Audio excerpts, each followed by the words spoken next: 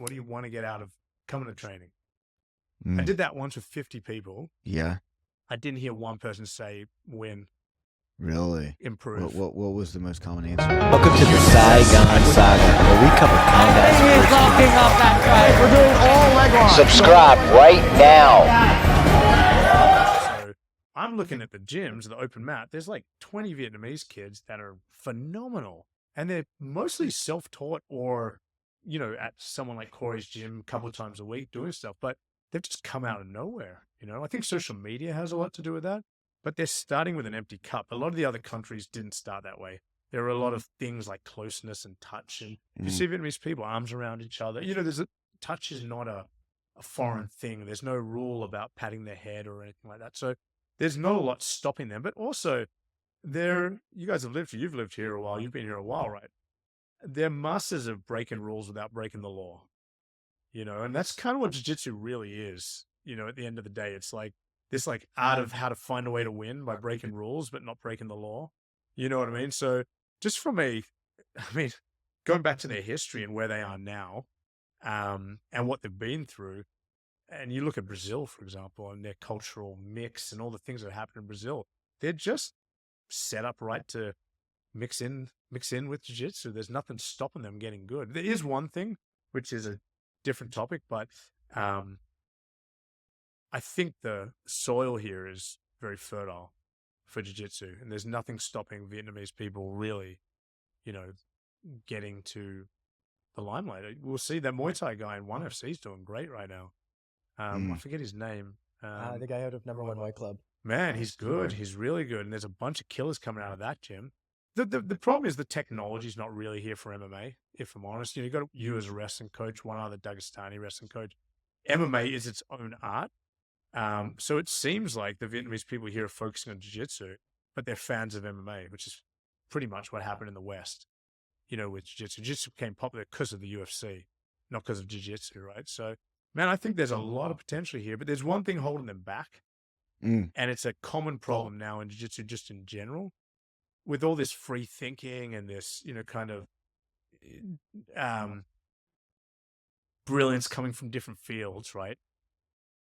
People are not valuing mentorship, and they don't really understand the importance of a coach and sticking to one coach from white to black belt.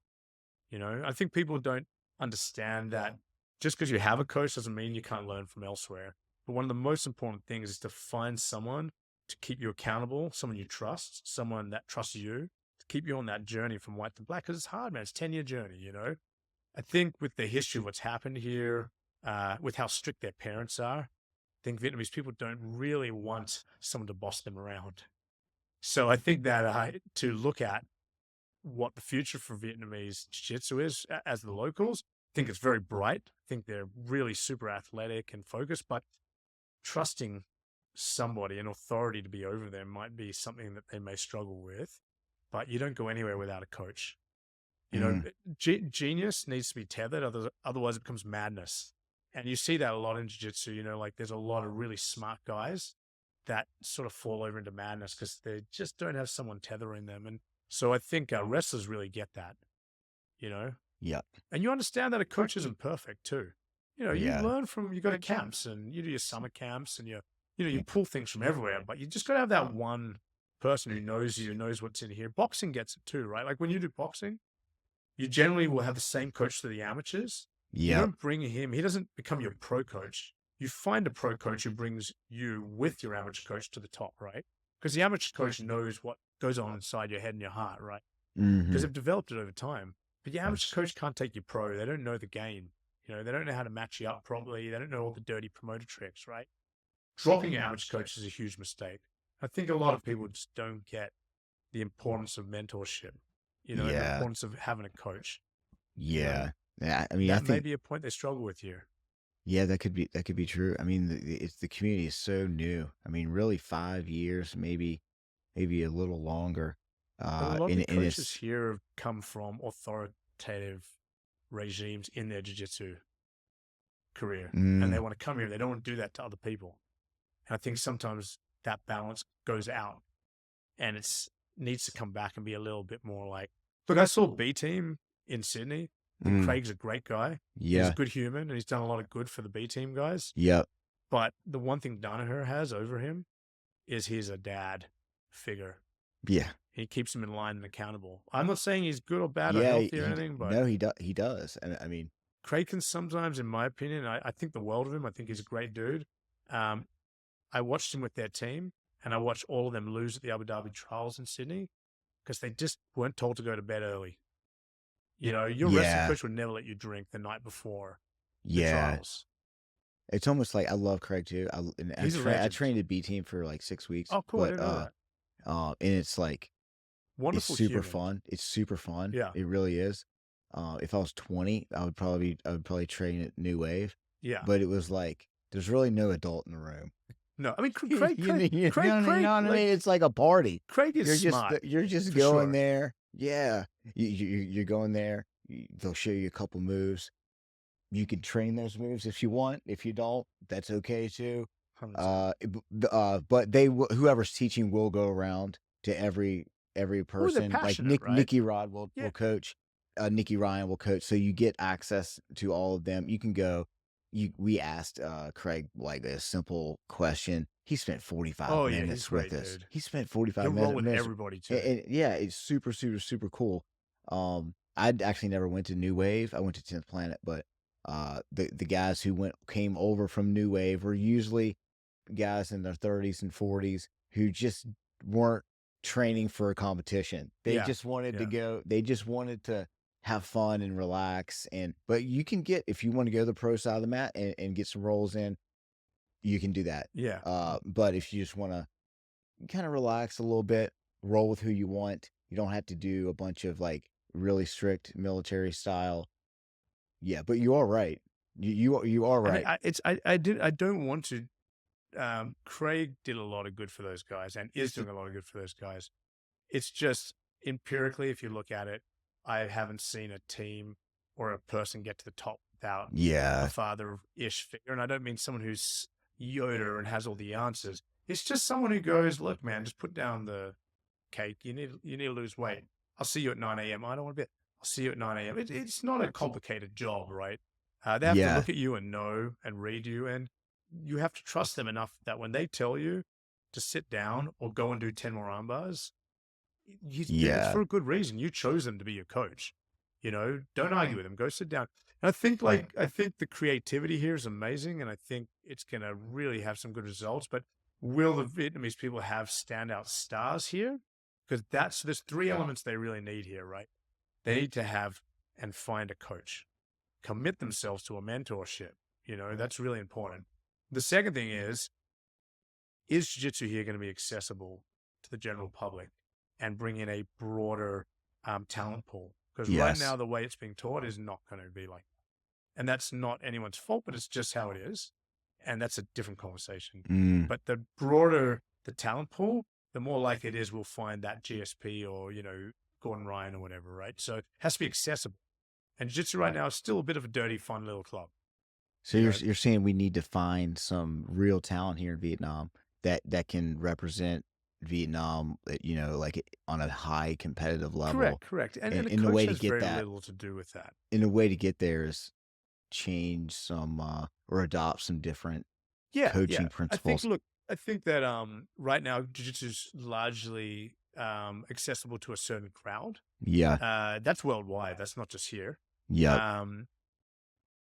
The broader the talent pool it's available to, and the more people discover jiu-jitsu, the more likely we are to find super talent here.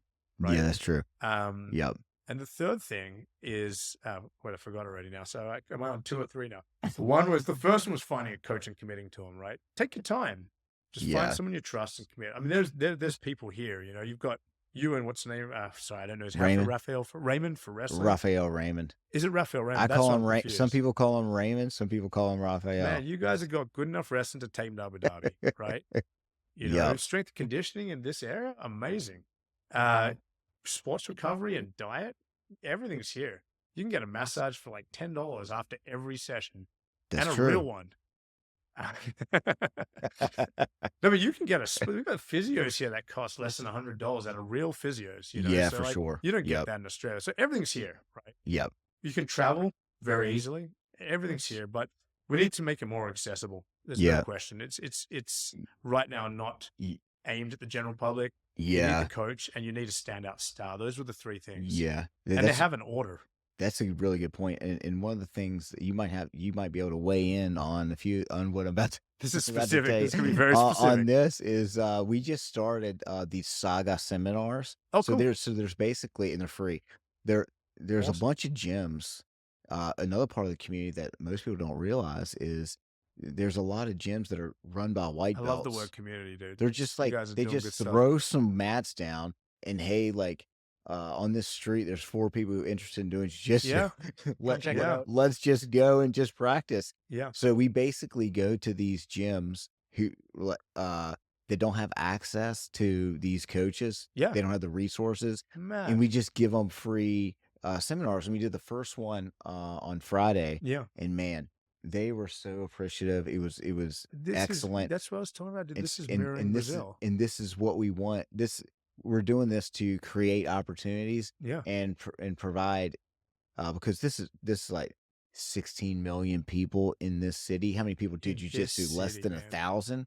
Less than 1,000. I mean, this city is, Virginia has 8 million people. Yeah. This city has 16 million. So It's nuts. so think about of all the untapped talent that's in this And city. they love martial arts in this Yeah. city. And it's yeah. like the Kickboxing. viewership for Lion Championship just continues to grow. People are getting more and more interested in grappling in general rather Yeah. than just striking and Muay Thai. So there is potential. It's man, I'm just telling you, it's here. Giving them access, right? Look, the cup here is empty. That's different to other Asian countries. It's just not.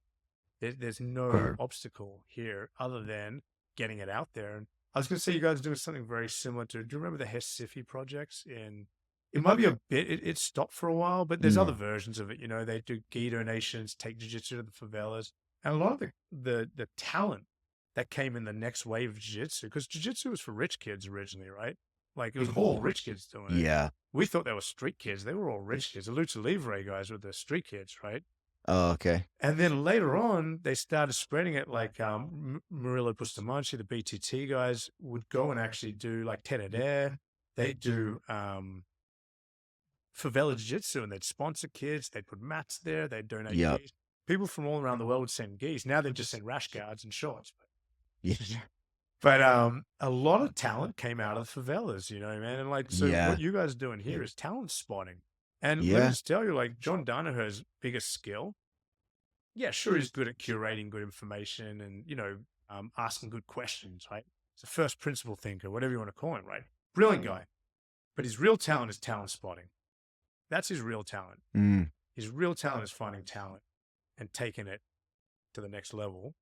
That's why he doesn't have that many white to black belts. I mean, GSP and Gordon Ryan, I mean, these guys are Yeah. beyond talented, right? And John knows how to pro whisper. There's certain guys that are very good at pro whispering, and John's legit, not saying he's not, but he's a very good pro whisperer, and he's very good at talent spotting. What you guys are doing out of the love of jiu-jitsu is also talent spotting, and I think it's fantastic, man. That's one of the keys, man. Yeah. Whether you're doing it on purpose or not, it's irrelevant. Yeah, and also we really focus on people who are furthering grappling, whether they're a coach, they're an athlete, they're, maybe they are a Q who has a brand that brings unity among Without great teams taste, and there's no point and getting up in the morning. I know, man. It's like he's like, hey man, if you're gonna do jujitsu, you might as well look fly while you're doing 100%, it. and he looks Yeah, fly, dude. He's and- got and hair perfect. it's everything, super- dude. It's super cool. It brings an element that we need. Yeah. It brings legitimacy. It does. It makes it more attractive. Yeah. To someone who's outside of the community. We need that. I'm laughing, if you don't mind me interjecting here, because I get to work with gyms worldwide. I've got the opportunity in the past 10 years, right? Yep.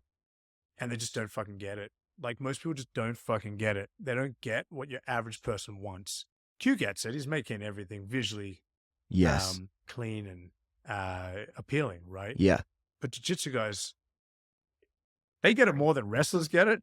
But wrestlers Yeah. not meant for the mass. Wrestlers just don't give a fuck. They don't, and they shouldn't, because it's not meant Yeah. for the mass.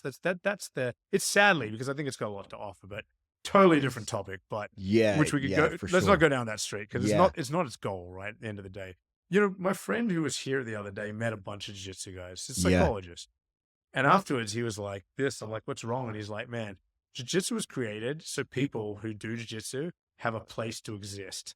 Yeah. They don't exist outside of jiu-jitsu." Yeah. We can't talk to Exactly. regular people. They We can't can't. exist in the public. Dude, they Yeah, don't, exactly. but that's wonderful. It's great. Instead of World of Warcraft and masturbation, they're doing jiu-jitsu. And then they do that after jiu-jitsu, hopefully, not during, because that would be fucking weird. There's one's time created that allotted yet. for each activity. There's car jiu-jitsu, pool jiu-jitsu, Oh no my porn of god. jiu-jitsu. That'd be fucking weird. But Yeah. it's called one-hand jiu-jitsu. Or two if you're lucky. Hey, I'm wrestling with just my feet. Yeah. I heard Hickson puts his hands in his belt and taps people out. But anyway, so coming back to the main topic is they don't fucking get it, dude. And like you touched on it before. And because I'm not a jiu-jitsu professional anymore, I keep forgetting that. I don't own an academy anymore. I had one for 20 years. I'm gone. Yeah. I'm out of it. I don't know anybody, nothing. What I do owe Yeah. is jiu-jitsu. Yeah, I owe for what sure. jiu-jitsu gave to me. And I owe the people who are starting jiu-jitsu that bounce off it. Like Yeah. water off a duck's back. Because jiu-jitsu is taught like shit for your average person. Yeah, yeah, Not yeah. intentionally. But people who teach jiu-jitsu don't get what your average person wants. And it's got Yeah, for worse sure. lately. It's got much worse lately. But if they keep coming, maybe they'll get a stripe next week. Sure. you know what I mean? Sure. But like I used to think, There's room for that. I There's room really for used that. to think like a year ago, if you were to ask me, like I would have just gotten rid of all the belts. I was like, belts don't really matter, which is controversial. Yeah, No, but you're gonna now, have to but wear one I've in June. changed. But I've changed my Good. opinion. Good, I'm I've glad you have. changed my opinion Because you're not because thinking if we like didn't have you're the belts, student. if we didn't have belts, people wouldn't. There probably wouldn't be the Sh- community. Yes. So what I was going to You know? say is when you didn't like belts, you were in that place where you didn't understand what other people want. Yeah, you're right. And there's nothing wrong with that because you can exist in your own circle. But if your job's to get community out to other people, you need to understand what they see and what they want. When I go on someone's Instagram page and they say, "Look, dude, my business is floundering. I got to go back to work. I can't get more students. I'm trying. I did this. I could jump down and this and that and this and that." I look at their Instagram. I can tell in 2 seconds why people aren't signing up to their academy. It's a very obvious thing, right? Yeah, But the bottom line is most people who are trying to spread jiu-jitsu don't understand what other people want. They just think about what they want, you know? So Yeah. I think that's the first step. And if they truly want other people to join their academy or join their art or give back by helping people into the art, yeah, then they have to really understand what people want. And I'm glad you got to that stage. Look, there may be another solution besides belts long term. I think belts and no-gis are silly, right? But the yeah, concept of what a belt offers, the gamification of it, the levels, that's what people Yeah. need. That's one thing people need, right? yeah. To get rid of yeah. belts, it just, people Yeah, of won't, course, won't stay, you know? Yeah, Corey. I'm an extreme person, so I mean, You are an extreme person. sometimes my You are. my views aren't popular, but No, but you've got the same views of a lot of people, and there's nothing wrong with those views. As long as your goal isn't to get people into jiu-jitsu. yeah, my goal is just to keep people grappling on the mat for 100%. to find something within yourself. But I will before I forget, Which you're doing, by the way. yeah, I mean With that's me I mean that's criticizing and what joking, we that's what you are doing. that's what we are doing. That's what you're doing Yeah, right now. and but I was gonna say, I think it would Sorry, be very extremely tussle. valuable for you to maybe join one of these seminars, just because you have such depth of perspective on how to grow gyms and communities and things like that, and I we appreciate that. would love your perspective on this.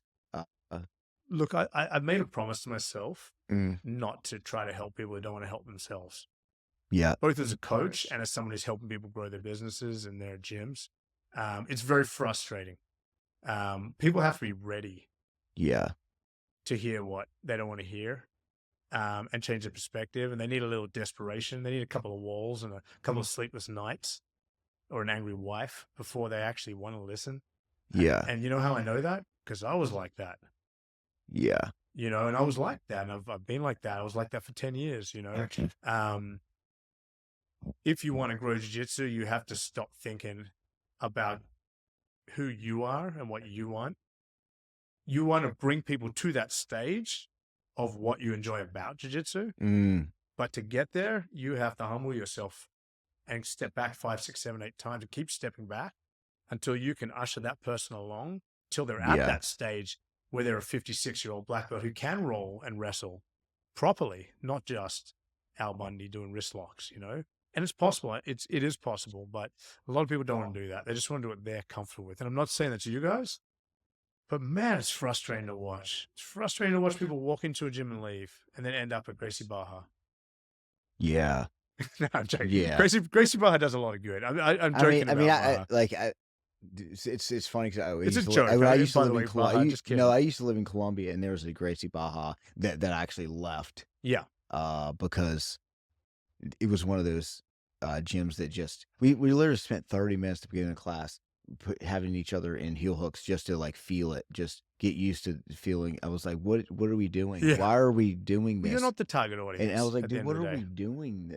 But so we used to call it Gracie Baja, you know. But but anyway, but they do end up at Gracie Baja. They really do. No, they do. And the reason they end up there is because the people who really, really, really are passionate about jiu-jitsu, and there are some passionate Baja teachers, of course there are. I'm generalizing, but they will end up at Baja if you don't show them a way to do jiu-jitsu that they feel like they can do it. Yeah.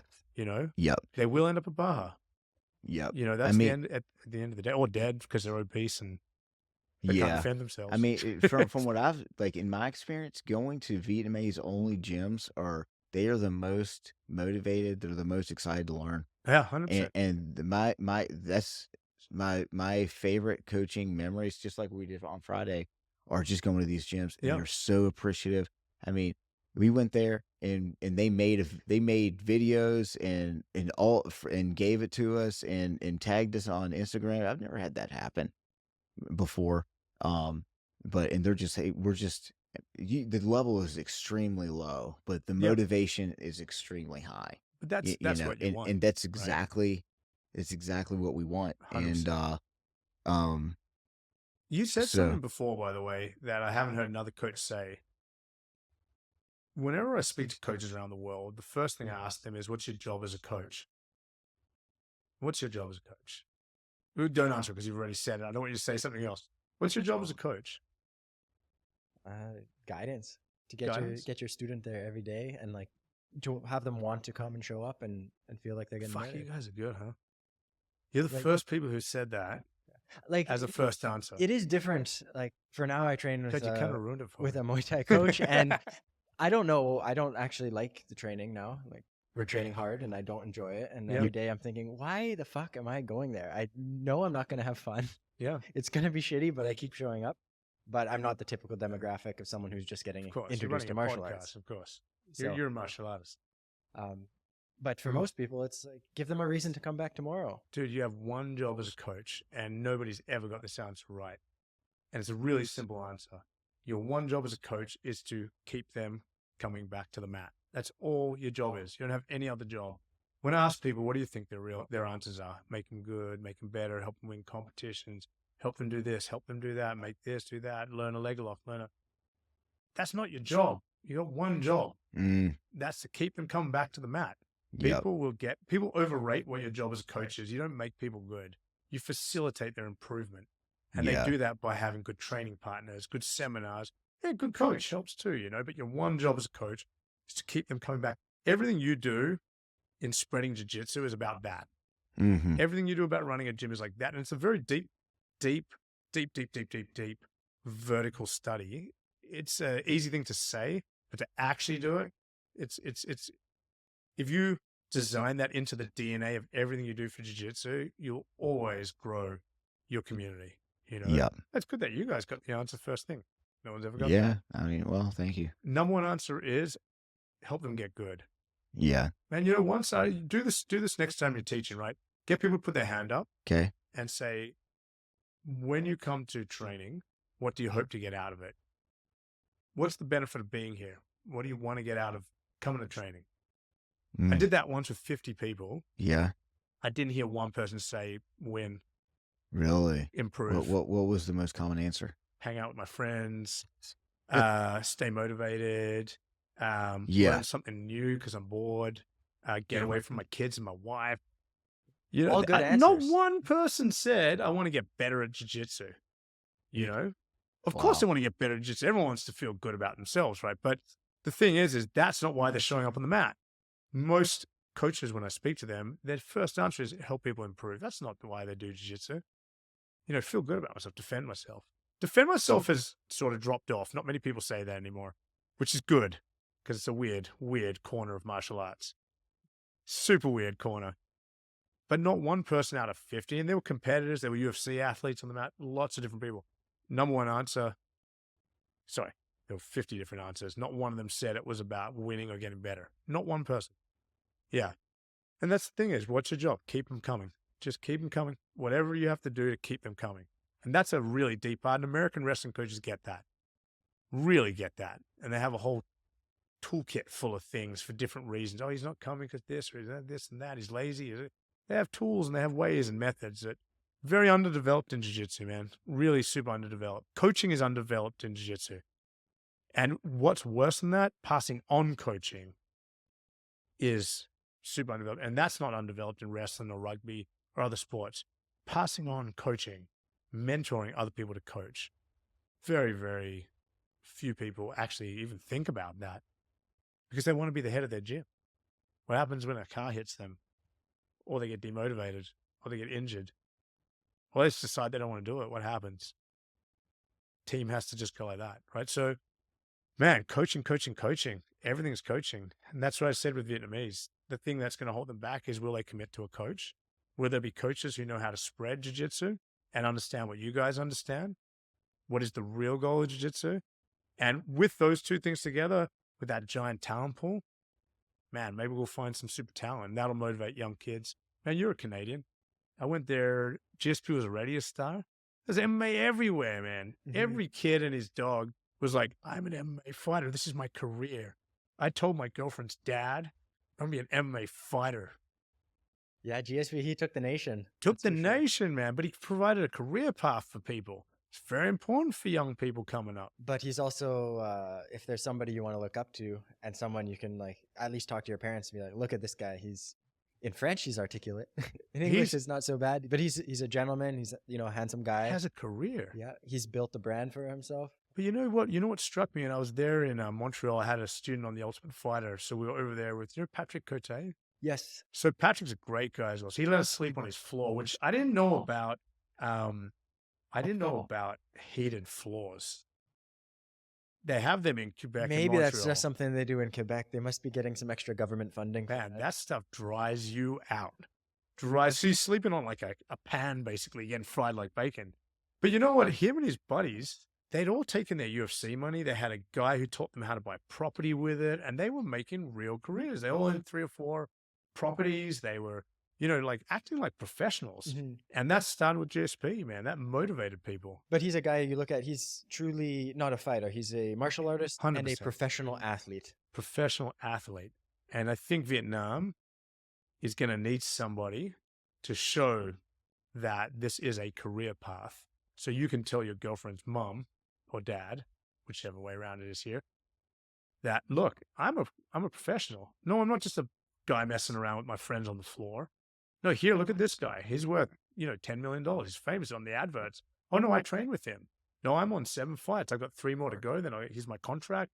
I have sponsors. So, people need to have examples set. Asia hasn't been that lucky with that in terms of grappling yet. Yeah, but Unless I'm missing somebody. Maybe Joseph Chen, but that's really not. he could be the one. Maybe. Oh, thanks, dude. I'm so thirsty. Oh, yeah. No, that's cool. Oh, man. But I was going to say, Asia doesn't have its breakout grappling star yet. Do they? Asian grappling stars. Yeah, not in this region. Be interesting, man. I think the other countries have had their chance already. Jiu-Jitsu's been in China long enough. It's been in Thailand long enough. Vietnam, I think, is next place. Yeah, for Yeah. sure. We'll see. Yeah, we'll see. Interesting. And it's yeah. I think they certainly have the potential for it. and they're improving fast, Yeah. just like you said. And I think that what what I see as our role in this is just going to the smaller gyms, 100%. you know, and just expose, just like you said, revealing talent spotting, things like that, and just bringing awareness and access 100%. to jiu-jitsu, Yeah, you can't and just just watch see what jiu-jitsu, happens, man. and just You have to feel it. and this podcast is designed to provide a platform on which we can all discuss these things, and so we can, all the gyms can, and competitors can understand one another better. Yeah. That way, to eliminate the politics that I've seen in every Oh city my that I've God. done jiu-jitsu, Every city, every man. single city, like, Every city. so it's It's and funny it's because usually everyone's so because similar too. Like it's like everybody's so similar. Like don't go to him. Don't go to him. I It know. happened in About, Australia, man. like having one Vietnamese athlete, and the thing with jiu-jitsu is sometimes you have this prodigy coming along and they only need to try it out, and then in a few years the level can grow so fast and so 100%. high. You don't need years of development from the child. Like they Yeah. can come in, start training at Yeah, 16, and by the jiu-jitsu. time they're 20, who knows what you're gonna Well, I get. was going to say even further to take that MMA, because jiu-jitsu, we still have that. I don't. This isn't an MMA podcast, right? But we all love Yeah. MMA, and I'm sure you. I Rub mean, this is a shoulders with combat MMA sports guys. podcast. It's a combat sports podcast. Well, Yes. there's still that connection in Asia from jiu-jitsu to MMA. Australia, not so much. It's just not. Mm. America, not so much. You know, it's two separate sports. In Asia, it's still here, right? And a person can go from zero to professional athlete in 5 years. There is no other sport like that. I had Yeah, two that's UFC yeah. athletes go from zero to UFC athlete in 5 years. You couldn't do that in rugby. You can do that in soccer. You can't do that. Just start when you're 4. Basketball. Come on, man. 5 years, they went from zero to professional athlete on TV with a contract. Not because I was good. It was a small territory, right? Like Yeah. I like to say I had a place in it, you know, and I hope I did. But we're from a smaller territory. It's easier to get into the UFC from Australia than it is from, you know, New York, for example, or a place where, you know, you've got 1 billion MMA fighters. Even Canada, it's harder to get in. So, you know, I had two things on my side there. But there's nothing you can do that with. So you can get a fighter from 0 to 1 FC in 5 years here. No problem. They're a good athlete. They're a good student. No way. There's no sport in the world, professional sport in the world, that you can do it. Maybe pickleball or something. I don't know. I think, what is pickleball? Don't answer that. I'll Google it It's after. like a racket sport, right? Racket sport, a ball sport. Like, Zach, you might look, struggle with that one. Nick from Saigon Breakdancing, he's training some Olympians in breakdance. I didn't even know it was an Olympic sport. You have to start when you're 4. You know what I mean? If you want a chance of being a breakdancing Yeah. Olympian, you got to start when you're 4 to 6 years old. Wrestling, maybe if you're a 10-year-old or 14, you're lucky. Yeah. You know, maybe, but unlikely, right? MMA, 5 years, you got good athleticism, you're in the limelight. There's nothing like that. And jiu-jitsu's a bit more like that. You're probably just not going to beat the Rotolo brothers, you know, but you can get in the limelight. 5 years. You can. Yeah, and you sure. can you could show up in Austin, Texas to any gym and train with anyone. 100%. 100%. You can't do that in basketball. Who, Michael Jordan? You can shoot some hoops with me. Come on, man. We're so fortunate, man. We're so fortunate that we actually ended up losing the gratitude for how crazy that is and how much access. You guys have mainline information to John Donaher through Robert D. You know what I mean? Like, that's insane. You know, I'm not saying that's the answer to everything because there's a lot more to jiu-jitsu than what Donaher offers. But just as a general heuristic and an access to that, it's, I mean, come on, man. Like, you No know, other sport offers that. nothing. For what? For like $20? Like, come on, man. Like, we're Yeah. very, very fortunate, I have to Yeah. say. Absolutely. Yeah. But I don't know how we got here. but what can you share a little bit about your journey? Yeah. Like sorry. how did Got- you Got off get topic, man. how did you get in like how'd you get into it? What are some notable Yeah, dude. Look, I mean, moments? I started, my parents are karate teachers, were from South Africa. When we moved to Australia, that's how they made their living. So I grew up in like church halls, my parents shouting and screaming and breaking boards. My dad put me in judo when I was about 6, which thankfully, I don't know why, but karate started you in judo. That was just the thing, right? Like judo wasn't deadly. You start there, that's like your kiddie sport, and then you go to karate. Now, obviously, the UFC's around, it's backwards, right? But I love judo from the first day I did it, but I had to study karate. My parents were teachers.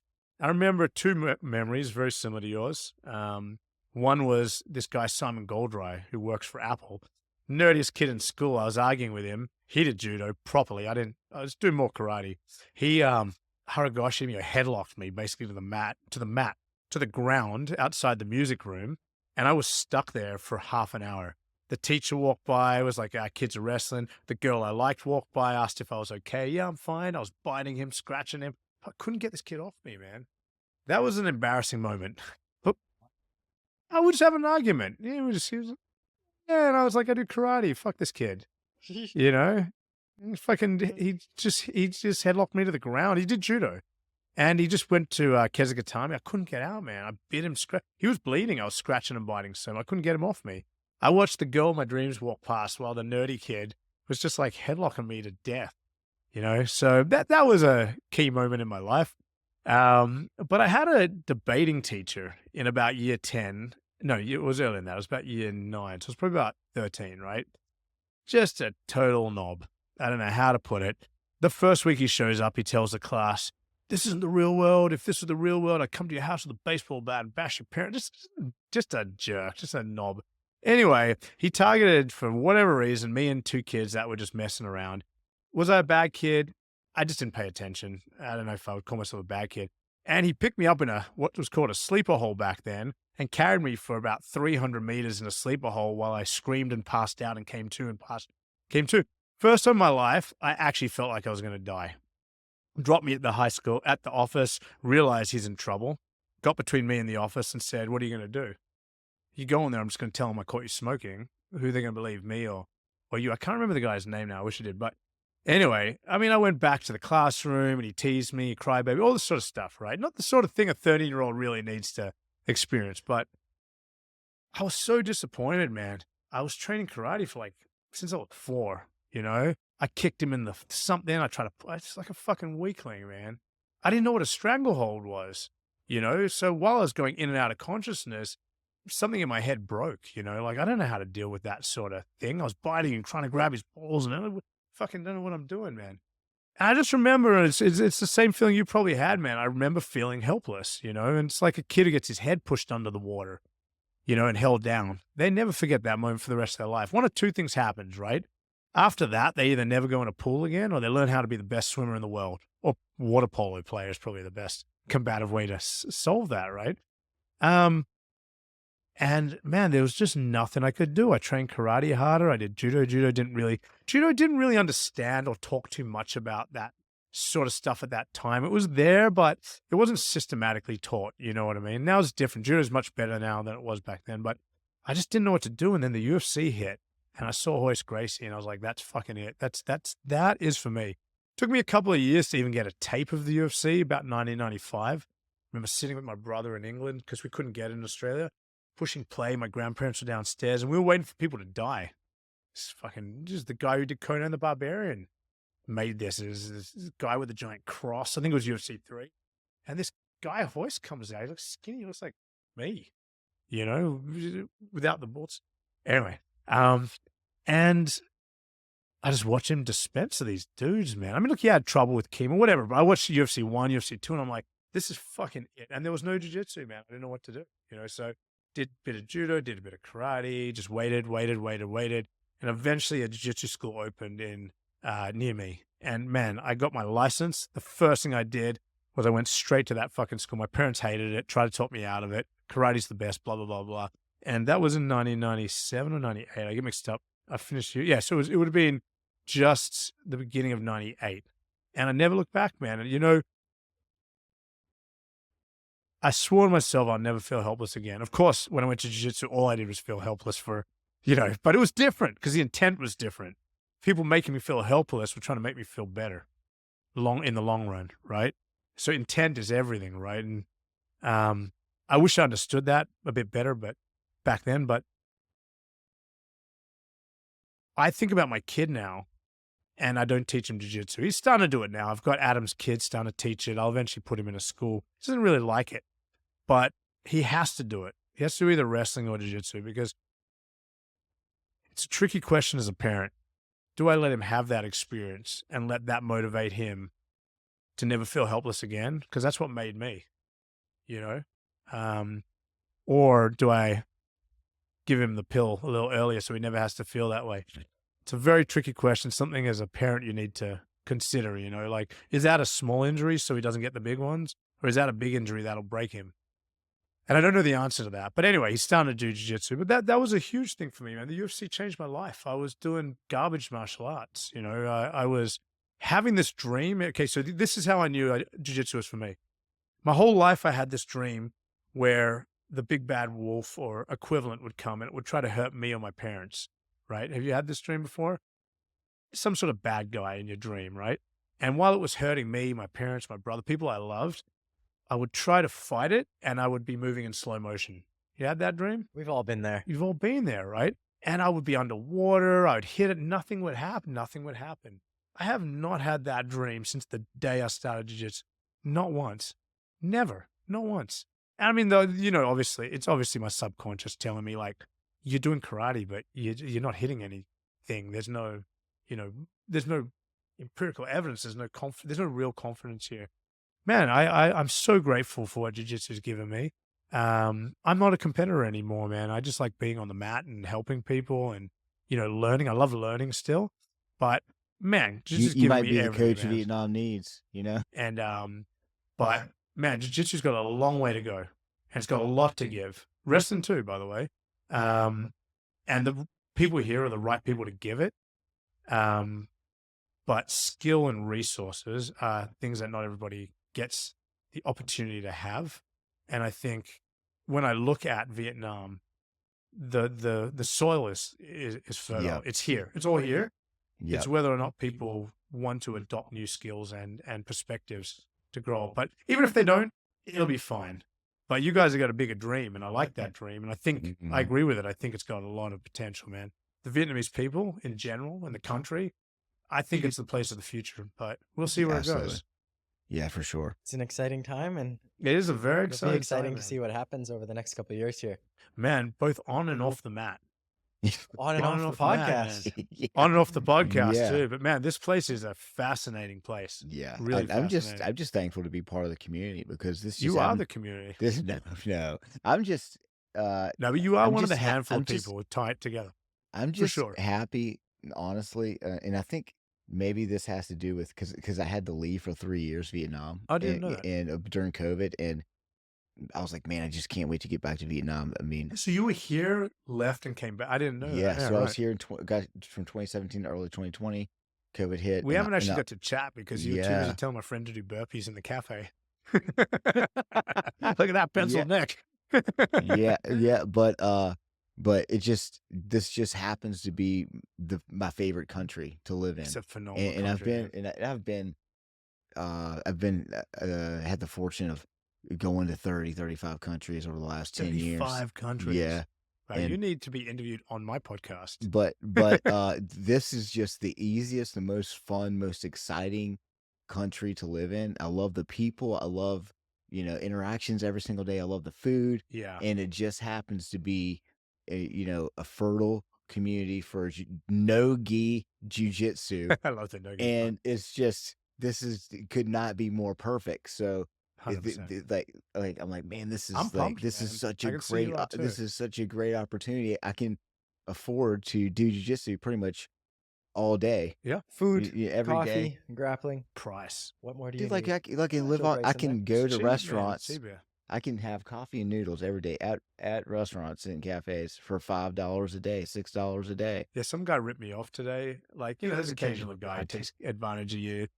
Just ripped me off about $3 or $4 extra. It was what's it called, like this is called the white guy price. Who was laughing, On man? what? That On- service he ripped me off on was like $300 in Australia. It cost me like Yeah. $8. Yeah. I was like, What was He it? thinks he got one He's over changed on my you. oil. Like he changed the oil on my bike. He's like laughing. Him and his buddies in the corner. Look, actually, I haven't experienced. I have to say, all in all, Vietnamese people are extremely honest. Very honest people. There's one or two people try their luck a bit cheeky, Let's call it cheeky, rather than Yeah. illegal. But man, even when he ripped me off by $3 or $4 extra and laughed at Yeah. his mates, come on, man, it was $200 in Australia. It cost me $7. But do you know Vietnam's not that accessible to the average person? A lot of people don't like it here. You know, old Deagle had a little bit of it at first. Oh, Feeling yeah, he didn't yeah, he enjoy did. it, man. He did. Now he loves it. I Fear of the hated it my motorbike. first trip. Hated it. Really? I was a Thailand guy. I've been to Thailand. My brother's been 35 times. I've been 17 times to Thailand. Oh, And wow. I came here halfway through, like probably like 10 trips to Thailand. The world land of the smiling faces. And yeah, well, Sanook. Man, I came here and my brother got in a fight with 5 people in a train on motorbikes. They got ripped off this. Look, we just had bad tourist experience early. experiences. Okay. We didn't know what to eat here. Okay. We were like, let's get some spring rolls. This was like 15 years ago. Man, since Okay. then I've been 5-10 times, and just the Yeah. depth of this place is astounding. You know, the people, the depth of the way they actually are Buddhists. They don't just say they are. They actually live like Buddhists who believe in karma. And Yeah. we get ripped off here and there once, twice. Yeah, but like it's quite as a rare. general public, man, it's a very, very, very interesting place. You know, beautiful people, beautiful food, but the surface not so. You got to get past the surface a Yeah, little bit. just stay a while, and then you start You have to to stay a stop while, man. noticing those things, and you I only got see re- the best. I mean, I got really lucky because I had a bunch of friends in Hanoi, and they were married or dating Vietnamese Mm, girls, and you got like uncle so I was able to like I blended in. I learned Vietnamese really Oh, fast. yeah. So you speak Vietnamese fluent? A little, no, not fluently, or I can just the basic, Exactly. basic People. for sure. It's dirty looking. Yeah, it was actually Not friendly. the first country my parents ever went to was here, Vietnam, and Your dad's a they vet? no, he's not. They came to visit me, and they when they were 63 years shit. old, they grew up in a town of 3,000 people, never really left, and the first place they went was Grand Wizard of Vietnam. the Clan. Crazy. Can you imagine that? 63 years old, you only know 10 people your whole life. I'm Really? exaggerating a little bit, but then they come here. They get the passports, come to Vietnam. They That's had an cool. amazing time, right? Yeah, I just filmed them the whole time, made a YouTube video. I had more fun watching them than they probably had here. Yeah, I do. I think. But we went to 9 cities, but anyway, that's a whole other Look, story. this is a place you need a little bit of a guide to really Yes, see you what need the a guide, value man. is, You need know? a guide because it's just hard. You're here and you don't know anything, and you haven't figured out the And motorbike. they don't speak English here, man. Yeah, It's so chaotic. you don't know where to go. The It- food looks, it's not aesthetically pleasing. It's not Japan. The food's Yeah. ugly. Yeah, yeah. Delicious, but ugly. Yeah, You know what I mean? But you know, the thing I was going to say is for me, I've been very lucky, probably you as well, maybe you. Wherever I go in the world, I got jiu-jitsu. That's one thing. And, yeah, and for sure. not in this corny way. I came here, I didn't know anybody. I know my wife, my kids, drive each other crazy. I just show up at Corey's gym, C88, Sharp Saigon.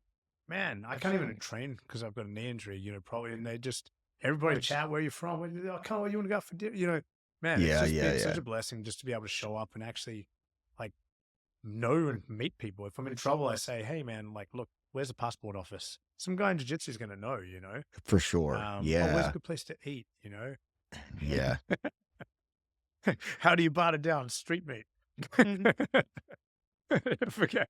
Oh, you know, of course you do. I'm joking. No, I just did. But like, man, it's such a blessing to be able to go anywhere in the world and just go to a jiu-jitsu academy, and people are just like, "Oh, where you from? Cool, I'm from here. Where do you work here? Oh, don't forget to eat here. Oh, so here, meet this guy. You're an engineer. Here's an engineer. You know, nothing like it, man. It's worth it. The juice is worth the squeeze building it here, 100%. We got segued all the way to the left, but No, that's okay, man. That's But- all right. Well, we're we had happy to fun. know that you'll be here at least for the next 3 years. yeah, my mom's not gonna be happy. And, but don't tell her. Well, she's So we can Is edit she a that She's listener part already- to the she- show? She's Yeah. already, I've already got a few may messages be. I haven't answered.